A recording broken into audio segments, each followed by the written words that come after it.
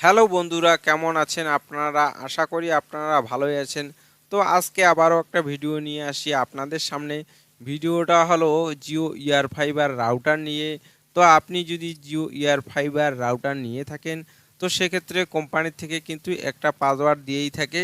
তো সেই পাসওয়ার্ডটা আপনি অনেক দিন ধরে ব্যবহার করতেছেন আর অনেক মানুষকেই দিয়ে দিয়েছেন, সেক্ষেত্রে পাসওয়ার্ডটা আপনি চেঞ্জ করবেন।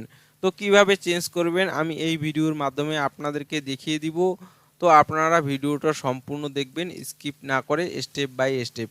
তো চলুন বন্ধুরা, ভিডিওটা শুরু করা যাক।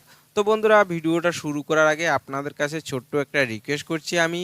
আপনারা যদি আমার এই চ্যানেলে নতুন হয়ে থাকেন, তাহলে চ্যানেলটাকে অবশ্যই সাবস্ক্রাইব করে রাখবেন, ঠিক এরকম নতুন নতুন ভিডিও পেতে।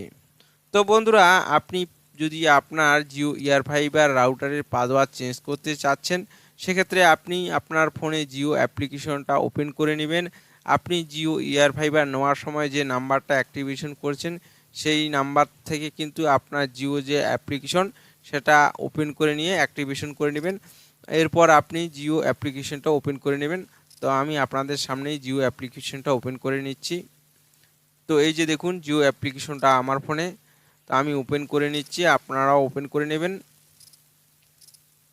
তো জিও অ্যাপ্লিকেশনটা ঠিক এরকমভাবে ওপেন হয়ে যাবে, সম্পূর্ণ পেজ ওপেন হয়ে যাবে। দেখুন এখানে কয়েকটা নোটিফিকেশন দিয়ে দিয়েছে, তো এটাতে আমি স্কিপ করে দিচ্ছি। তো স্কিপ করে দেওয়ার পরে এরকম পেজটা কিন্তু আপনাদের সামনে চলে আসবে জিও ইয়ার ফাইবারের। ঠিক আছে, তো আপনি এই যে Jio air fibre postpaid air fiber লেখা আছে, এখানে আপনি একবার ক্লিক করে দেবেন। তো ক্লিক করে দিলেই এরকম ইন্টারফেসটা চলে আসবে। তো এরপরে আপনি এই যে নিচে দেখতে পাচ্ছেন মাই ডিভাইস অপশন, এখানে আপনারা ক্লিক করে দিবেন। তা আমি ক্লিক করে দিলাম। তো এখানে একটু লোডিং হয়ে যাচ্ছে।